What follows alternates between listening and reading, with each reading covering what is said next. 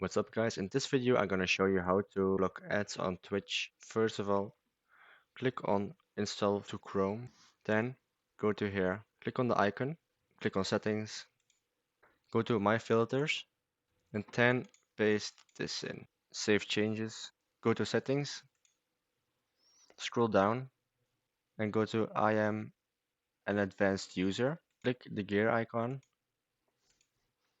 go to user resource location, change unset to the third link, then go to apply changes. Now you can close it. You need to reload uBlock origin by clicking on it, reload, turn it back on, reload, and now is every ad being blocked on Twitch. Don't forget to subscribe, invite Recap in your Discord server, join our Discord server. Have a nice day. Bye bye.